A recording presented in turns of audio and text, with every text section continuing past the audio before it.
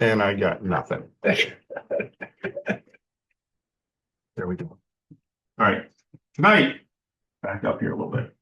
Talking about aeromedical and human factors. Most of the class is talking about aeromedical, right? It's about things that have to do with your body and physiological factors that go into it. We get into human factors just a very little bit at the end, and human factors are really about drugs, alcohol, and things you really shouldn't be doing when you apply.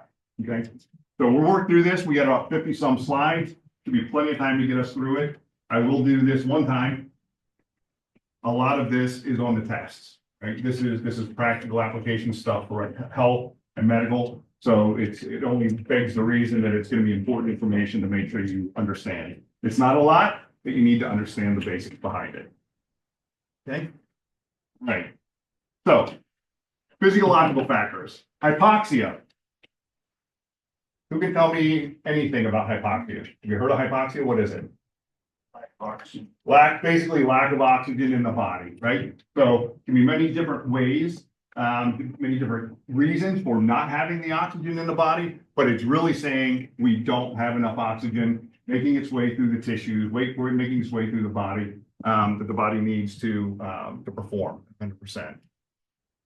Big thing about hypoxia is not just the physiological, all the physiological pieces behind it, but the first one is the euphoria that most pilots would feel when they start to have a lack of oxygen in their bloodstream. Okay, that sense of euphoria makes you do what? Everything's feeling good, man. There's nothing wrong with this flight. I'm feeling good. Everything's going well. Okay, that's the first problem with hypoxia, is that the pilot doesn't realize they have hypoxia and think everything is good, and it just spirals from there. Okay, so what are the symptoms? We're not going to drain the slide here, but all of these things can affect pilots, different pilots in different ways. There's a lot of different things, but again, until you get to the point where your judgment's impaired, you're probably beyond the point where you know your judgment is impaired. Right? If you start to have headaches, if you start to feel nauseous, these are the signs that you need to be aware of and think about. If you start to experience them, something is wrong. Okay? There's no doubt something is wrong. And what's the best thing to do at that point? What do you think is the best thing to do at that point? Land. Get down to a lower altitude and land. What's the primary cause of hypoxia? And it's the reason that it's a lack of oxygen, high altitude, right? The higher you get, the higher your altitude is, the less dense the air is, the less O2 molecules there are floating around out there. So just pure physics, pure science, there's less oxygen for your body to consume. Doesn't mean there's anything wrong with you, but because of that oxygen deficiency, you're going to start to experience hypoxia. This slide just shows where are those, as we get higher in altitude, where do those risks start to approach, right? We're never going to be flying anywhere, probably not even up to this level of the aircraft. You could be flying in general aviation, training, private pilot, single aircraft engine, right? But it is important to see the higher you get, even starting at 20,000 feet, 30 minutes is the max that you're going to go before you start to feel and experience these symptoms, right? We really try to encourage students to think about, not students, but private pilots are even encouraged. If you're at 5,000 feet above ground level or MSL, flying at night, maybe a good idea to have oxygen in the plane at 5,000 feet. Why? Because there's a lot of the other physiological factors we're going to talk about that compound the problem you see with hypoxia. Okay, so hypoxia is not something to play with. It's something you need to be aware of and think about. And these oxygen sensors are a good way to test as you're going up in altitude, see how your body works. They are. All right, we were doing good. All right. 4 different types of hypoxia. And again, do you need to know all 4 types? Yes. Okay. Scientists that come up with names of things, God bless them, I don't know why. Again, that's why I'm not a scientist. Hypoxic, hypemic, stagnant, and histotoxic. Okay, 4 different types we're going to talk about. Hypoxic hypoxia, which I don't know why we don't just call hypoxia. Okay. when there's not enough oxygen molecules at sufficient pressure. This is the basic one, right? Higher altitude, less oxygen is going to cause the hypoxia. Hypemic, there's 2 slides to go along with this one. When your blood can't carry sufficient oxygen, okay? So now think about this one, not necessarily only at higher altitudes, but for some reason your body, your tissues, your blood cells aren't able to carry the oxygen it needs. Anemia, diseases, blood loss, any other kind of physical issues that you may be experiencing or have could contribute to hypoxia. So not just a loss of altitude, right? And a gain in altitude and a loss of oxygen. Okay. Carbon monoxide poisoning also is a cause of that hypoxic or hypemic hypoxia. We have reduced carbon monoxide in our or increased carbon monoxide. Why we have in a lot of planes, you're going to have a carbon monoxide detector. When you start to see that changing color, good idea, get yourself on the ground. You've got a leak somewhere in your exhaust system, there could be something nasty in the top. Okay. Okay. All right, stagnant hypoxia, poor circulation, right? Different things can cause poor circulation. Your body, just as in general, may have poor circulation. I'm an older guy, who knows? 5 years from now, 10 years from now, my hands and feet are always cold. I'm always walking around in a sweater and slippers. Probably poor blood circulation. That's going to lend to stagnant hypoxia.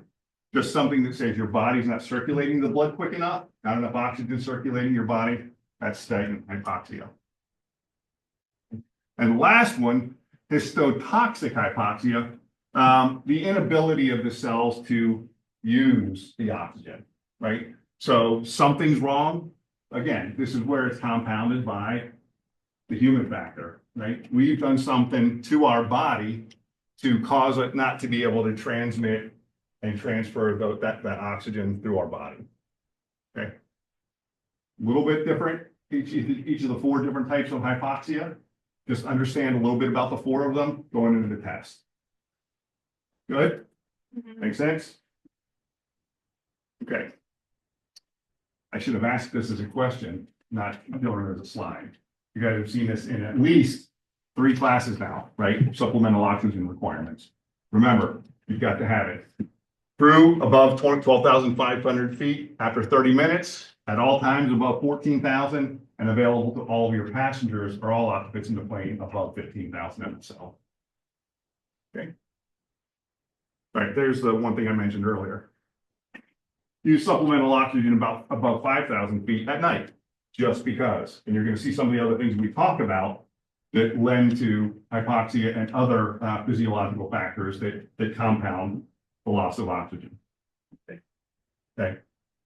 And for anybody that can't follow the numbers here, you follow the numbers with a graph. Okay. Any questions so far? We're cranking through this tonight. Good class. All right, hyperventilation. Some of you may have done it before. Everybody's seen it on TV. Right? There's only characters on TV that have hyperventilation. Deficiency of carbon dioxide in the body, rapid breathing, excitement, emotional distress, tension. Any of those things can cause hypertension or hyperventilation. What do? Okay. These are the factors: drowsiness, dizziness, shortness of breath, feeling suffocation. Most of the time you see people feeling like they're short of breath and suffocating. How do we fix it? Paper bag, slow your breathing down. Just control your breathing. Get it back on cycle. Take care of it that.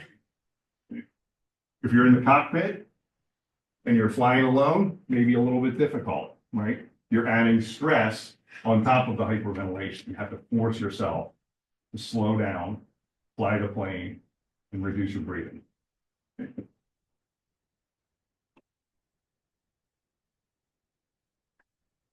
It's doing so good. I'm not giving up yet. All right, this is just 4 other factors to be aware of, right? If you are having a stressful day, you just did aeronautical decision making, right? Less than a week ago, right? You covered a lot of this stuff there. If you're stressed, if you're tired, reevaluate or evaluate your fitness for flight. Have your personal minimums. have all those things that you need to go through with your I'm safe checklist, right? Make sure you're fit to fly, because these things in and of themselves may not be enough to stop you from flying. It should be, but when you start to compound them, it's death by a million cuts, right? You'll talk to a lot of people. You'll hear a lot of people say on YouTube or people with practical experience, a lot of more experienced instructors will say, I've got a rule of three, right? If I've got one thing wrong with me, maybe I'll fly. Okay, I'll probably fly. If there's two things, I'm going to give it sufficient or significant thought about whether I'm going to fly, depending on the severity of those two things. If there's a three strikes, I'm not flying. I don't care how severe they are. I'm not going to put myself at risk because I've had those three strikes. Okay, these are all just things to keep in mind as you go through it. Did you cover a lot of the I'm safe stuff last week? Got a part of it? Okay, figure it was. All right. All right, scuba diving. Can I go straight to that? Yeah. Any scuba divers in here? All right. I can never do that. My ears, my head would implode. I can't hear my ears. So, yeah, it's horrible. I tried so hard. I wanted to be a pilot when I left college, when I went in the Marine Corps. I worked for 2 years to get a waiver to get a flight slot because my ears were holding me back. I couldn't hold my nose at clear, so that was grounds to not be able to fly in the military. So, but I eventually got the waiver. All worked out. All right. Pilot or passengers, if you tend to fly after scuba diving, just be careful, right? General rules to follow. You've got to get that excess nitrogen out of your system from the scuba diving. The deeper you've been, the more critical it is to do that. What do they say? Okay. Wait for 12 hours. If you were diving, if you're going up to 8,000 feet in elevation or altitude, okay, and you did a non-decompression stop diving. So you didn't have to stop every so often in your ascent from underwater. Okay. You guys will know a lot about this more than me, right? But if you didn't have to do the decompression stopping, wait 12 hours if you're going to be flying above 8,000 feet. If you did have to do decompressions on the way up from scuba diving, 24 hours, right? I've never seen anybody experience it, obviously. TV makes it look really bad if it happens, right? So you don't want to get out that bad. Like anytime over 8,000 feet, just wait 24 hours. Okay. In fact, it was just an episode of something I watched a week ago that had this. It was a big issue. Okay. You guys do much diving? You go deep? Used to do rebreathers and nitrox. All right. So the important thing here, these altitudes are actual flight altitudes, not pressure altitude in the cockpit or in the airplane. Okay. A lot of things that we deal with, we're talking about pressure altitude inside the cockpit. This is external pressure altitude. All right. So even if you're in a pressurized cabin, a pressurized airplane, still wait the 12 hours, 24 hours. Okay. If you're going about 8,000 MSL. Okay. Questions on all those other risk factors and decompression? Good. All right. Disorientation. We've all been disoriented when you're in an airplane. Disorientation bad. Okay. Couple of things that feed into it. There's 3 different physiological factors that we're talking about here. One is the old Mark 1 Mod 2 eyeball, right? When you're flying and you can see where you're flying and everything is clear, your body processes those signals that your eyeball is sending to your brain and says, I know where I am. I know what my attitude is. Am I banked right? Am I banked left? Am I climbing? Am I descending? You can see what your body is telling you and you can feel a match, right? What you feel is what you see. That's the easy one. Right? Inner ear, this is the one that plays tricks on you, right? All those canals in your ear, we'll talk about them in just a minute. All those canals in your ear and all that fluid that's flowing around in there is where you really start to get wonky And your brain is telling you one thing and your body's telling you another. This is when it gets really bad. Kinesthetic sense is just, what does your body feel? Okay. When you're sitting in the chair, your body feels like it's being pulled down to the ground. When you're in a coordinated turn in a plane, your body is being forced straight down to the seat of the airplane. Okay. If you're not coordinated, who's flying here? Who's taking lessons? Okay. What happens, James, if you're not coordinated? What does your body feel? It feels like a leaning or falling sensation. Feels like you're pushed one side of your seat or the other, right? So your body's telling you you're sliding to the right when you're just going in a turn. Right? That's the kinesthetic sense that you feel. What does your body feel like it's doing with those different pressures? Okay. Good weather, orientation primarily through your vision. In IFR conditions, right? IFR means instrument flight rules. We're in the clouds, or something is bad enough that we can't use our vision to fly the airplane. You don't have those visual cues that are going to your brain to say, am I experiencing what I think I'm experiencing, right? Is what I'm actually experiencing what my brain is telling me, okay? You don't have that ability between the vestibular and the kinesthetic senses to know what's right or what's wrong, okay? So this is when it's really important, trust the instruments, right? Nobody in here is flying instruments yet, but as you take your private pilot training, you will do some basic instrument training to understand what that means, what it feels like, and learn to trust the instruments in the airplane. Okay? A lot of the stuff that we're going to talk about here is just that. When things don't feel right, trust the instruments. Don't let your brain override what the instruments are telling you, right? Your brain may be thinking incorrectly, but if your instruments are working correctly, which they should be, right? If they've been tested and inspected and pre-flighted, those instruments will save your life. So trust the instruments. Second one there. Yeah, so these other things that we talked about before, we're going to talk about the human factors, right? With the drugs and alcohol, but all of these factors like stress, fatigue, not eating well, not feeling well, all those things contribute to all these other illusions and the ability to get disoriented in the aircraft, in the cockpit. Disorientation, lightheadedness, dizziness, feeling of instability, all these things play into it. Primarily people think of lightheaded and dizzy as that disorientation. Everybody's bent over at some point in their life and stood up too fast, right? And you get that lightheaded feeling like, oh, you feel like you're flying backwards, right? That's your ears not telling you the right thing, giving you the wrong clues. Okay. All right, spatial disorientation, when there's a conflict between the signals relayed by your central vision and your peripheral, right? This is all about the eyeballs, right? And what we see here, if you're in IFR conditions, you can see things, but the signals that your primary vision and your peripheral vision are giving you are sending or could be sending two different messages, right? You could be seeing one thing here, but out here you're seeing something different, which is giving a negative impact or an adverse impact on your overall feel and reaction, right? Like here. Okay.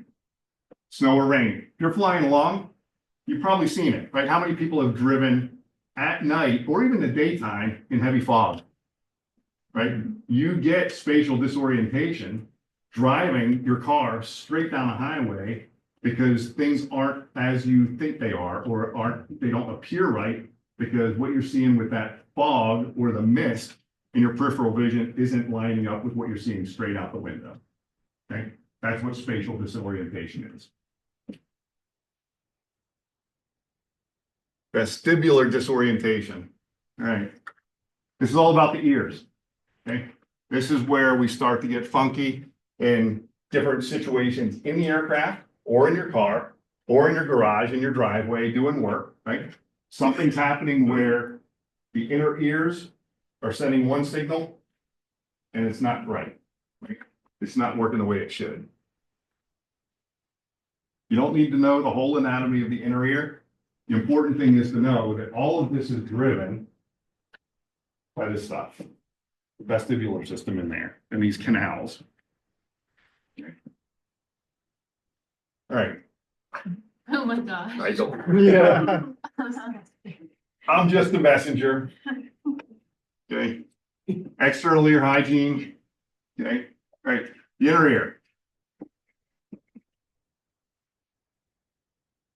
All right. What's the last one? Nope. One more. Okay. We've got three semicircular canals. Okay. 1, 2, 3. And guess what? How do we see that they're aligned?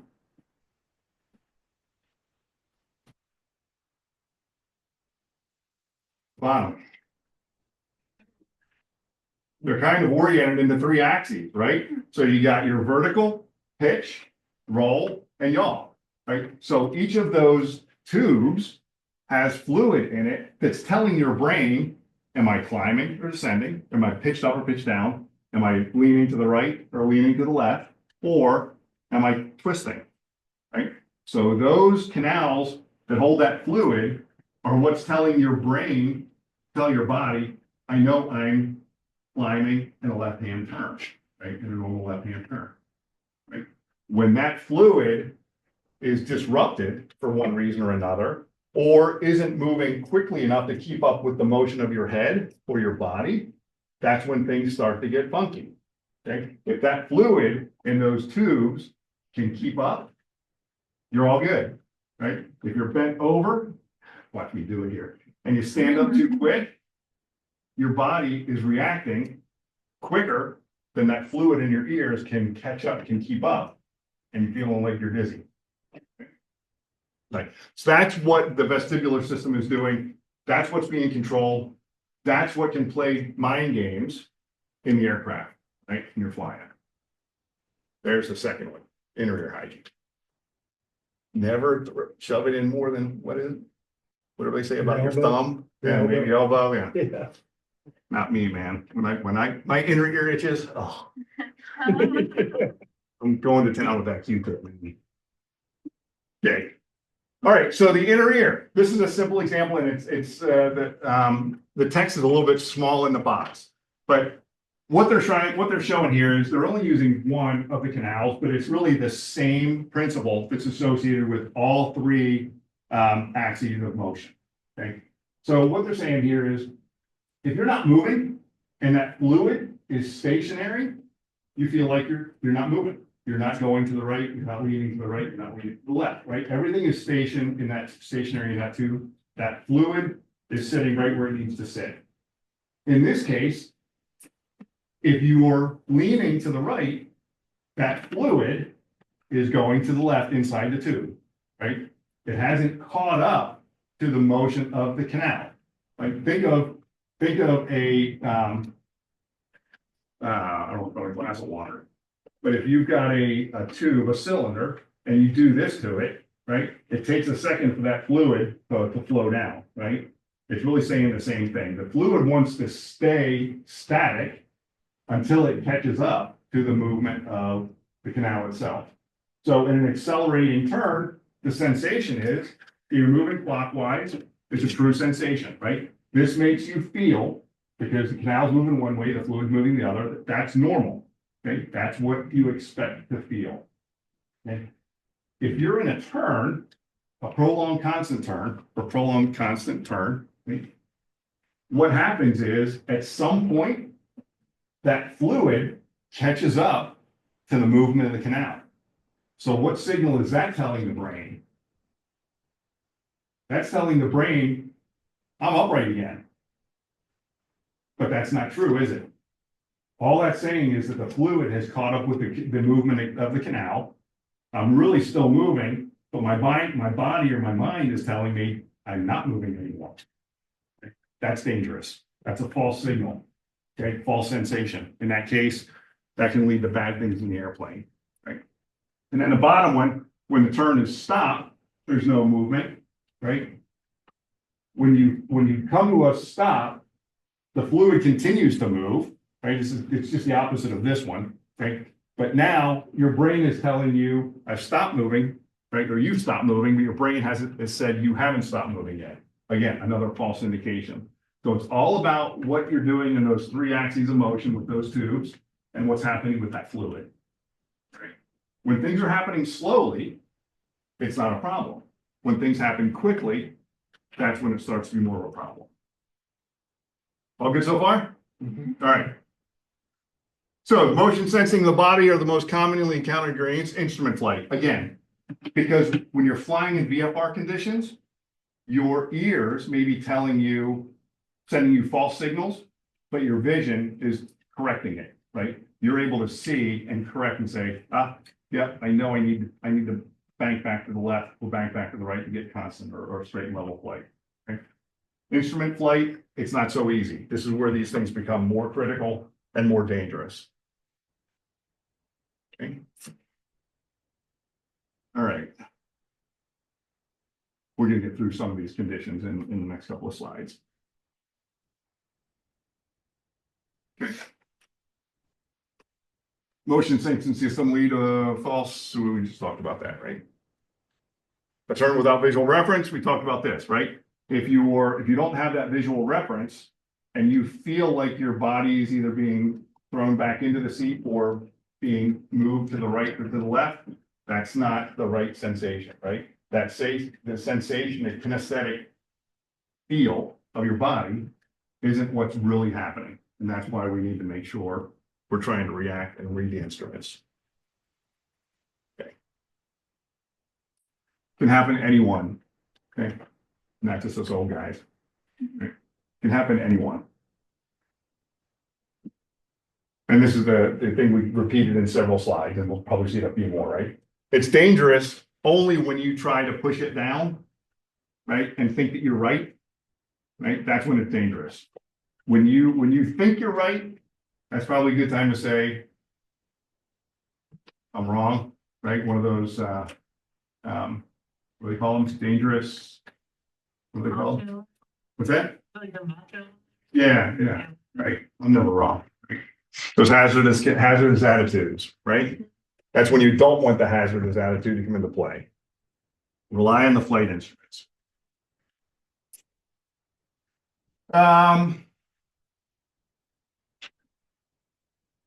It's all the same stuff. Okay, must rely on the proper instrument indication, right? So this is probably the fourth time we've seen it in the slide. Okay. The other thing that comes with trying to alleviate disorientation, not just rely on the cockpits, use the tools, again, aeronautical decision-making, right? Everything you learned last week, use everything that's available to you in the cockpit to help you. Autopilot, GPS, things that can automate the flight and alleviate or take away from your workload. The less you have to do in the cockpit, the more you have the ability to focus on what you need to and manage your workload and eliminate these disorienting situations. All right, now we're talking about some specific types of disorientation. The leans. All right, this one is very common, right? And this is because you are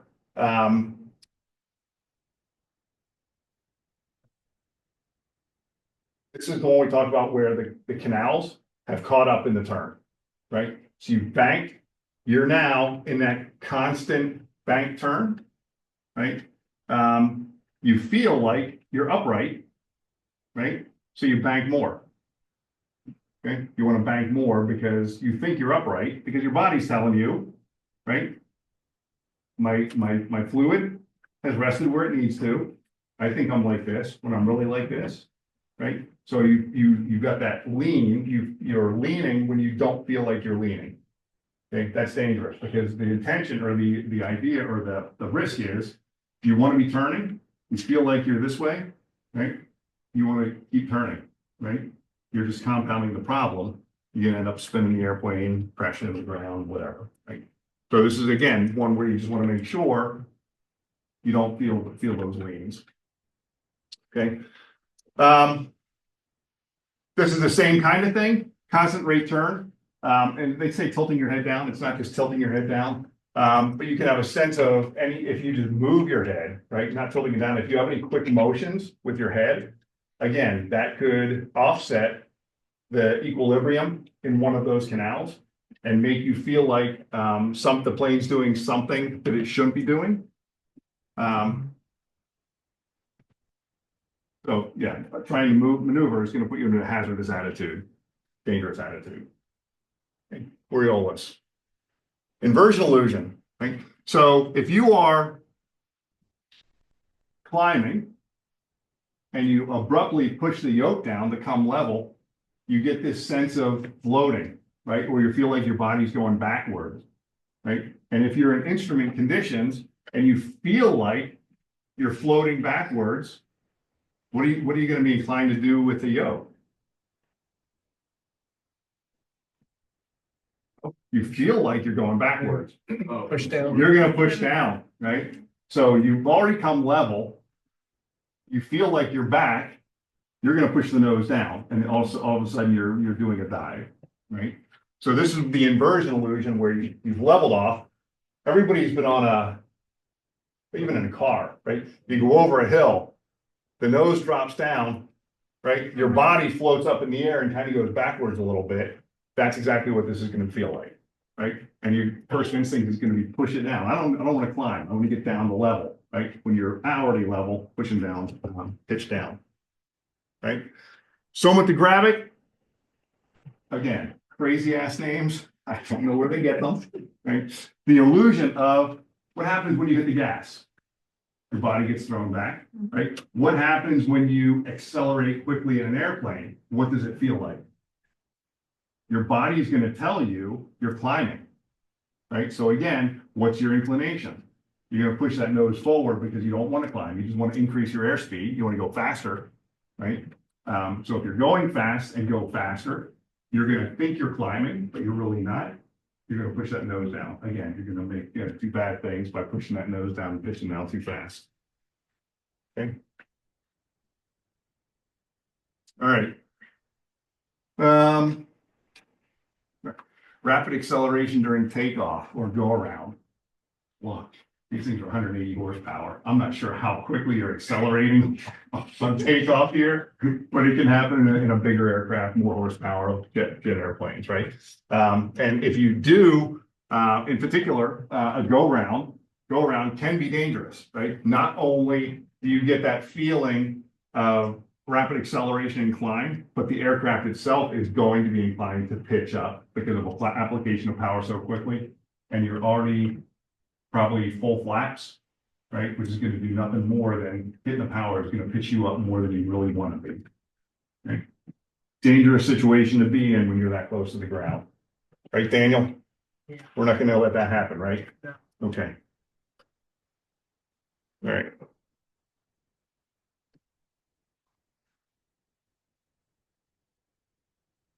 Elevator illusion. Everybody's felt this one too, right? Even in a big airplane, right? When you hit that air pocket, whoa, right? Updraft, downdraft, doing nasty things to you in the airplane. Okay, so the elevator illusion is when you hit that updraft, you can feel like you need to push the nose forward. Again, you can experience it a lot in VFR conditions. You can start to get used to what does it feel like when I hit a bubble, right? And I feel myself go up or I feel myself go down.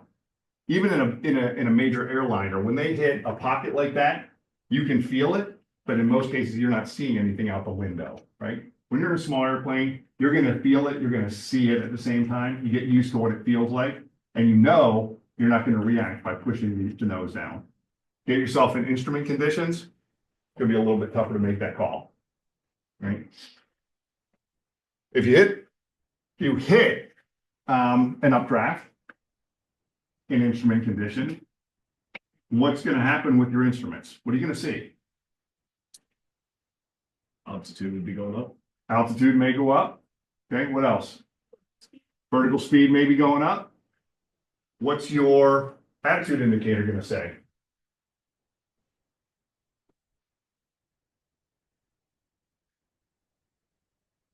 Like this, right? Straight and level flight.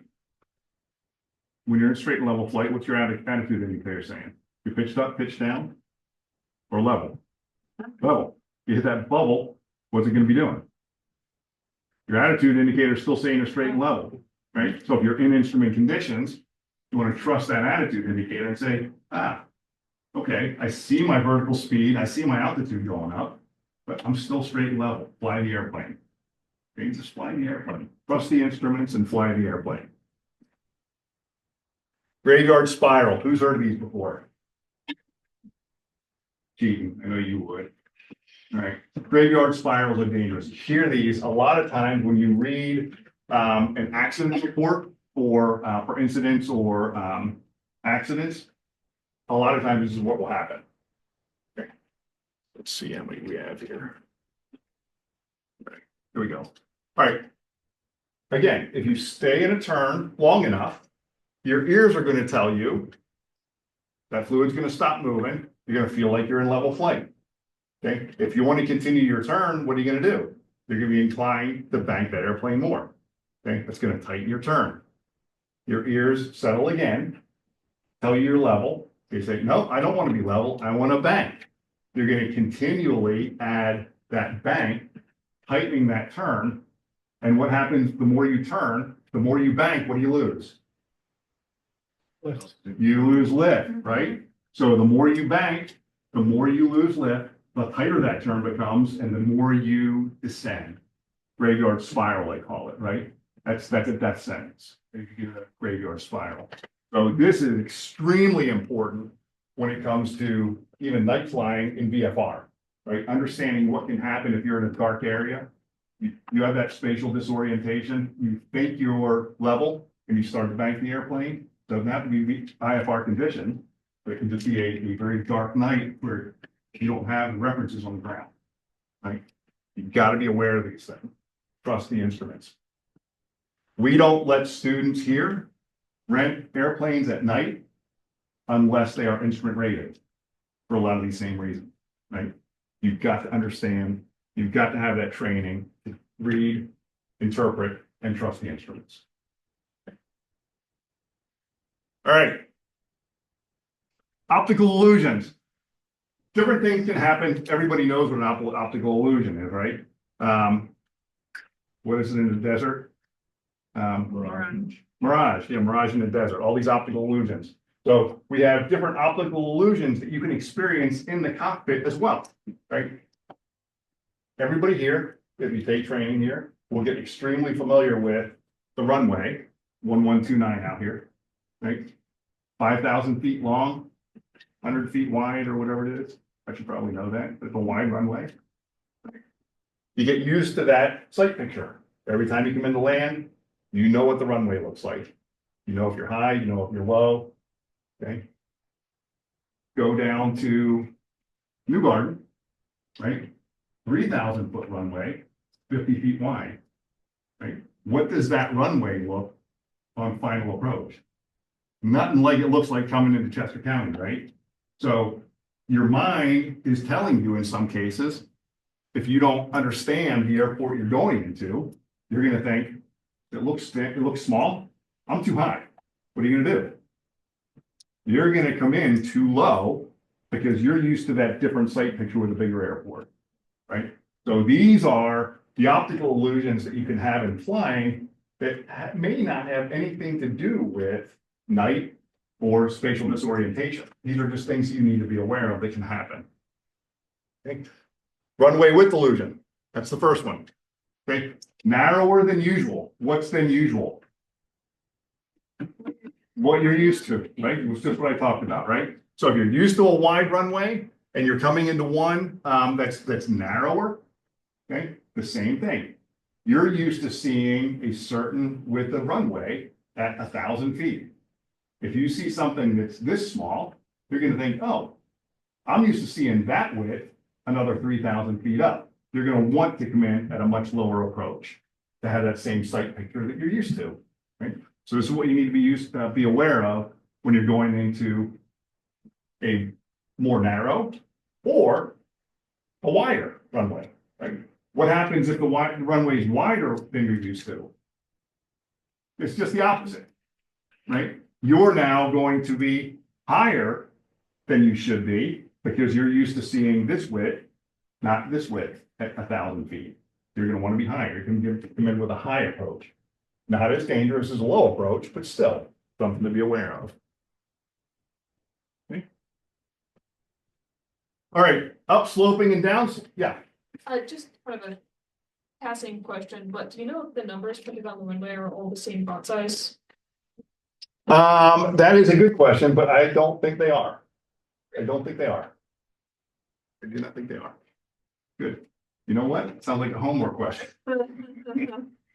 Figure that one out. Who's got Google?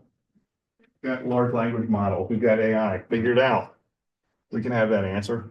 I don't think they are though. All right.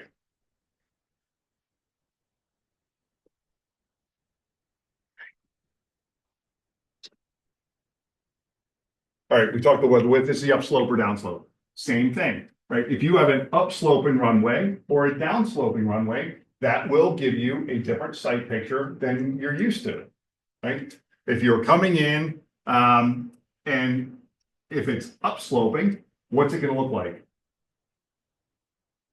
If you're coming in here, if the runway is flat and you're here and you bring that runway up, what does it look like? Closer. It looks like it's closer, right? So you're going to come in lower again and put yourself dangerously low. If you're downslope, it looks like that runway's farther away. You're going to come in higher than normal, or then higher than you would for a normal approach, right? So again, it's going to be in your brain that I'm used to seeing runway 29 downsloping, runway 11 is upsloping. You're going to get that in your brain. You're going to have that sight picture. That's what you're going to be used to. You're going to go somewhere else. Even if the runway's flatter than we have here, it's going to give you a different sight picture. You have to be aware of what you do. Now, go ahead. To counteract any of these illusions, wouldn't you just be looking at your copy or passages? That's the way you do it. That's exactly right. That's going to be my next question, right? How do you counter that, right? If you have a VASI or PAPI, look at the glide slope, right? Dude, it ain't just there for the IFR guys. Right? I don't do a single landing at this airport without looking at the glide slope. I'm not going to tell you that.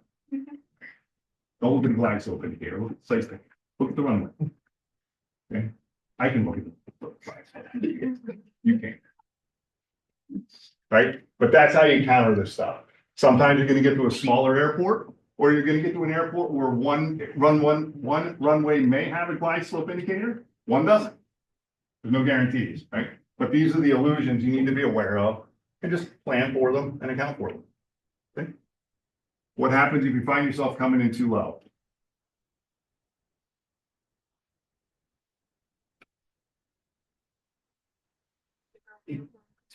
Go around. Go around. Okay, you just learned something about that airport. Go around, do it right the second time.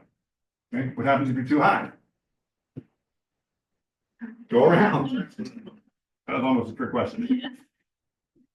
Some pilots will just do a slip, right, and drop the altitude and come in and land the airplane. But safe bet is go around. You now know you figured it out on the first pass, landed on the second one.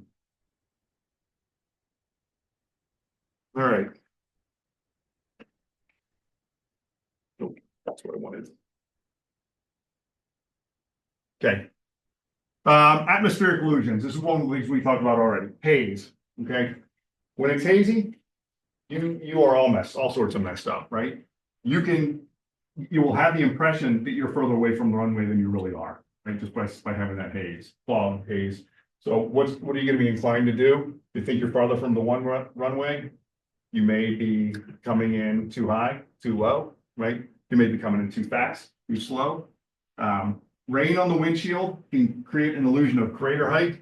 I have flown in the rain, not a lot. I try not to be out in bad conditions.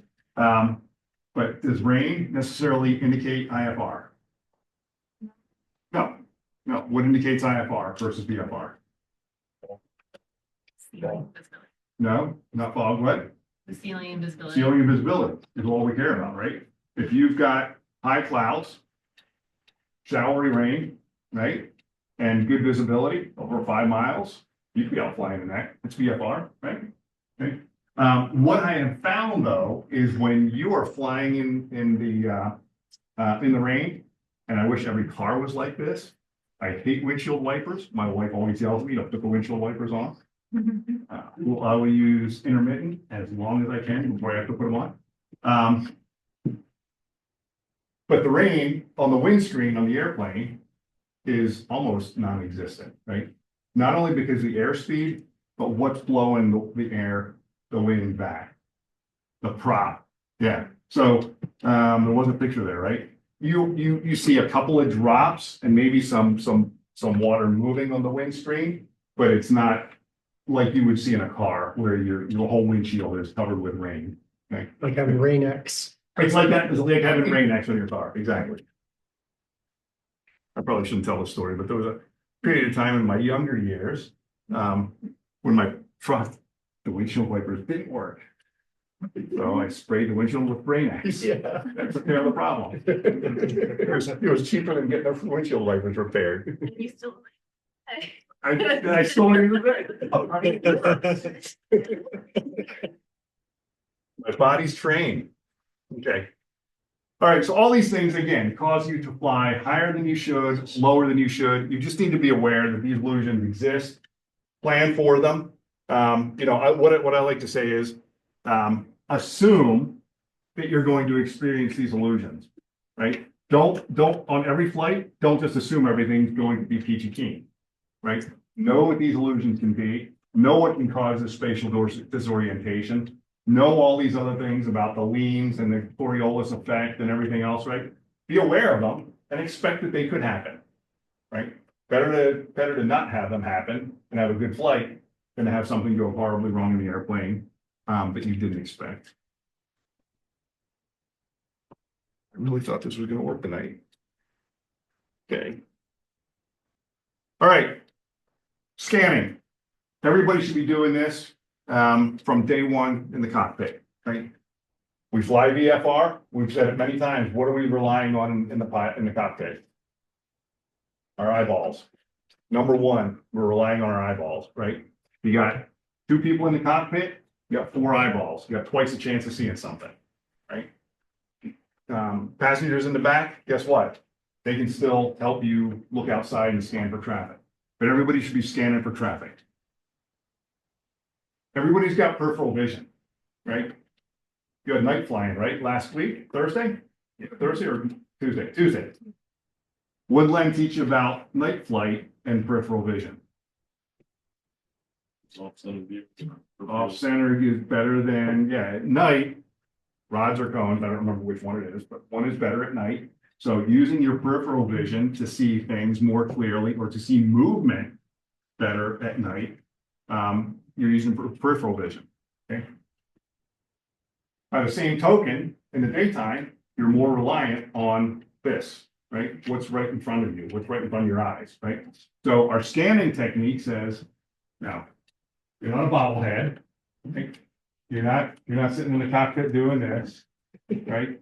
But the whole idea is that you are scanning across the horizon in 10, 15 degree intervals because your eyes are going to focus right there, right? Your eyes are going to focus right there. Your eyes are going to focus right there. So you're establishing that scanning pattern to say, I'm looking for traffic or other obstacles using that scanning pattern and those different sectors across the windscreen. Okay? Because if you look here, you're not necessarily going to see things out to the left and right clearly. Okay? So establish that pattern and just move your eyeballs. You move those eyeballs, okay? Integrating that scan with what else? Looking outside the airplane, and what else are we doing? Looking at the instruments, right? So integrate into that scan, right? I'm going to look here for a few seconds. I'm going to glance down, everything looks all right. 2 seconds in the cockpit. Back out here, continue your scan. Back to the instruments to cross-check, right? You're not fixated in any one particular sector. You're not fixated on the instruments. It becomes a normal scan that your body just gets used to doing, right?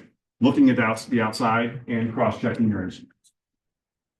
Okay, good. Everything's good but the clicker. Great. All right. This one talks about gentle banks at a frequency permits continuous visual scanning during climbs and descents. Not so much during descents, but in a climb, what can you see out in front of the airplane in a climb? Much. Not much, right? You can see a big cowling and a big prop in front of you. That's about it, right? So what we say is, okay, you're going to continue that scan in a climb, but now you're going to occasionally bank to the left and bank to the right so that you can scan that part that's in front of the airplane, right? That's a big blind spot originally, right? You bank to the right, you're going to be able to see. Bank to the left, you're going to be able to see, right? So it's combining the scan with those gentle banks to make sure you can scan the whole horizon that's out in front of you. Okay. This is extremely important. I live in Downingtown.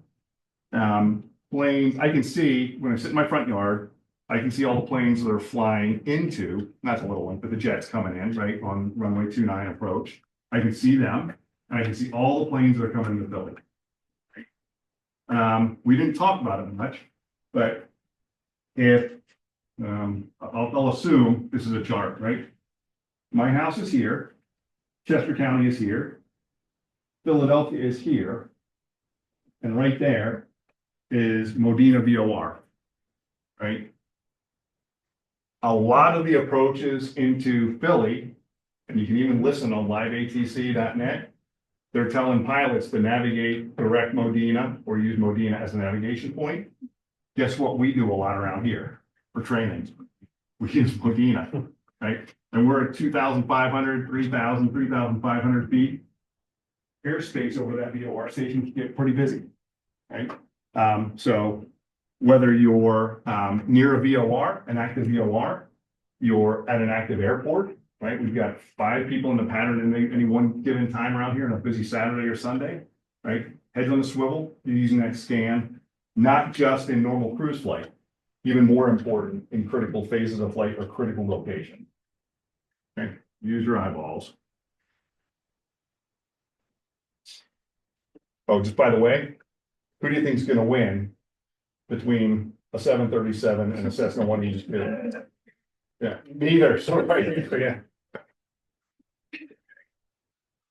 I was in it with a guy driving a big pickup truck with a big trailer.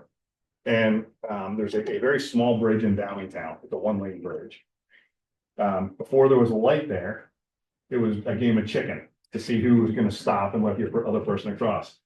And I was with this guy in the truck one day, and he's flying along about 40 miles an hour and just hauled ass over this bridge with another car almost a quarter of the way into the bridge. He said, "Big truck wins," and just kept right on going. So, dude, scary. All right. You learned about night flying. We talked about all the eyeball adaptation, right? Let your vision adapt, right? If you have those conditions in the airplane where something happens and you've got a bright light, you're going to need a little bit of time to get that vision, that night vision back. Just another physiological condition that you need to be aware of. All right. Last couple of slides. We're to the human factors, the don't be dumb stuff, right? Drugs, right? We already talked about how drugs can impact your body's functioning and add to the hypoxia effect, right? You're not going to fly, right? Whether it's prescription drugs, whether it's non-prescription drugs, whether you're doctor medicated, whether you're self-medicated, the FAA has a list of drugs that are acceptable and conditions under which those drugs can be used or not used, right? And how long should you wait to fly after using those prescription or non-prescription drugs, right? So you need to be aware of these things because they can impact your capabilities to fly or rationalize, right? And have the reaction time in the cockpit to fly correctly. Okay. Anybody that's had an FAA medical exam, has your medical certificate, you know this. You have to disclose to your examiner everything, all the medications you're on. Some may keep you from flying, some may not. Some he may say, okay, you can fly with this, but I need some documentation to prove to me that you're not having adverse side effects from that drug. Okay? Your aviation medical examiner is gonna have those recommendations for you. Alcohol, we all know about this, right? Don't drink and fly. Okay? Drinking and motorcycles, not a bad thing. Don't laugh. I know you've probably done it. So, no, we all know the regulation, right? Follow the regulation. 8 hours, bottle to throttle, okay, anything over 0.04. How long does it take for your body to start to feel the effects of alcohol? Once you've had that first drink, how long does it take? Right away. Sure? It depends. Huh? It depends. It depends on what? Liquid, it depends on your body liquid, and blood, count, to be honest. Ah, okay. Who agrees with him? Oh, come on, come on, people. He says right away, he said it depends. Within 5 minutes. It's right away. It's right away, right? It doesn't matter what your body's metabolism is. It's your body is going to start experience the effects immediately. It may not be as drastic because you're a 350-pound behemoth that, you know, can drink a 6-pack before they get that loud. Your body starts to absorb that alcohol almost immediately, right? So don't assume, okay, I just had a half a beer. I'm good for an hour to go fly. Not happening, right? 8 hours. Get it out of your system. Okay. All right. Fatigue, you did ADM last week. Look, fatigue is horrible. Fatigue can cause a lot of problems, slows down your response time, your reaction time, doesn't allow you to have the cognitive abilities to fly. If you're not healthy, if you're tired, take a nap. We all know what that can lead to. All right, we already talked about these things too. Stress, performance, everything compounds the other. Right? All right, acute and chronic fatigue. What's acute fatigue? There's right there on the slide, right? Work hard today. Oh God, I need to take a nap. Okay, I just need to stop for a little bit. Right? Take a nap, wake up feeling refreshed. Get a good night's sleep, you wake up feeling refreshed, right? That's acute fatigue. We all deal with that on certain days. Chronic fatigue over a long period of time.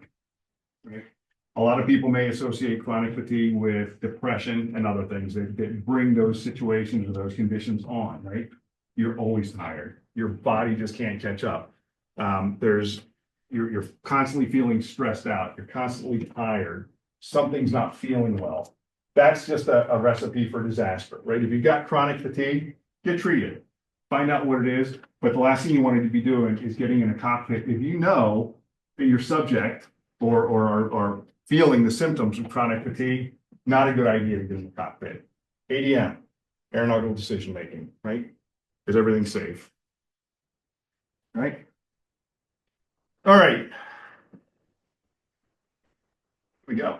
Look at that. It's only break time and nobody stopped me, but that's okay, because we're done. Before we get into questions, anybody have any questions? This is all pretty basic stuff, right? Couple of definitions you need to understand, like the hypoxia, different types of hypoxia, different types of spatial disorientation, illusions, right? Be familiar with some of them. It's not rocket science, but it's things you do need to understand, and it's all extremely critical when you get into cockpit. It all has to come together. And these are the things that can and will and do kill pilots. All right. See, I prepped you for this one, and only one guy would have got it wrong. Okay, immediately. Okay, acute fatigue can be solved with a good night's rest. Okay, that was the last slide that we talked about, so everybody should get that one. Okay. What makes you feel like the airplane is pitching up? Pitching up. I was gonna say, easier to say delta than it is to say somatogravic. Right. Hypoxia is a result of flying at a higher altitude.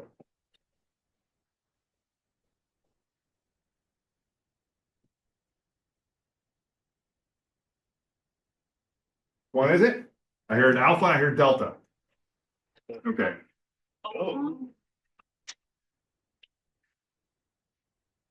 Okay. Hypemic was the first one, right?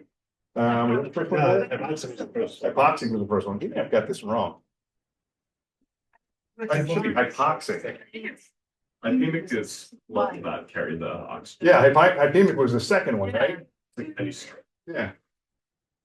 You may have got that one wrong here. Higher altitudes, although they're all compounded by higher altitude, right? But the straight up answer for me would be the only type of hypoxia that's purely a result of altitude and low oxygen level would be D. What's the answer? What is the answer? I say it's D, but I have- Your Yeah, altitude. so I don't know. I'll have to go back to Nicholas and say, why did he pick that one? Sucks when the instructor gets it. Because Kevin, we already got the glider question. I know, and Janice got questions, and everybody got questions on, well, I don't write these things. I get it. Okay. All right, best way to overcome disorientation. I don't think we said that enough during the class, right? Okay, I think that's it. All right, questions, anything? All right, the next two classes, Nicholas is set up. I don't know if, I think Kenzie is teaching them. I don't know if he's gonna follow it, but the slides I think are already out there, right? Did he post them for everybody to look at? Yeah. I think it's just a bunch of questions, right, that she'll end up going through. Please take time between or now and Thursday or next Tuesday, right? Review all this stuff. And if there's specific areas that you want her to address, ask. Now's your time to ask those questions in these last two classes before you get to the final exam, okay? So take the time over the next couple of days to go back and review all the lessons and say, is there anything that we need to clear up? All right? All right, thanks, everybody. Good luck next week.